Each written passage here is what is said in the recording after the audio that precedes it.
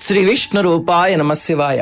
వివాహమైన కొన్నేళ్ల తర్వాత ఇంకొక స్త్రీ మోజులో పడి భార్య నిలదీసిందనుకోండి, నువ్వు నా మనస్సుకి నచ్చట్లే, కావాలంటే విడాకులు తీసుకో, భరణం పాడేస్తా అంటూ చట్టాన్ని అడ్డు పెట్టుకుని భార్య ఉసురు పోసుకునే ప్రబుద్ధులు పేపర్లలో టీవీల్లో రోజు కనిపిస్తూనే ఉంటారు కదా. న్యాయంగా భార్య ఉసురు పోసుకుంటే పడే యాతన సామాన్యమైనది కాదు. పురాణంలో ఒక కథ ఉంది.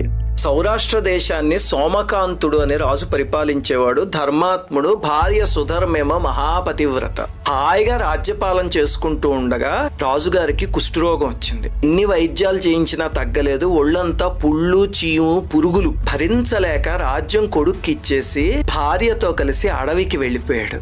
వాళ్ళ అదృష్టం బాగుండి భృగు మహర్షి ఆశ్రమానికి చేరుకున్నారు. ఆయన పాదాలపై పడి, స్వామి ఎవ్వరికి అపకారం చేయలేదు, ఇంత ఘోరమైన స్థితి ఏమిటి అంటే, అప్పుడు మహర్షి దివ్య దృష్టితో చూసి, రాజా నువ్వు పూర్వజన్మలో కామందుడు అనే ఐశ్వర్య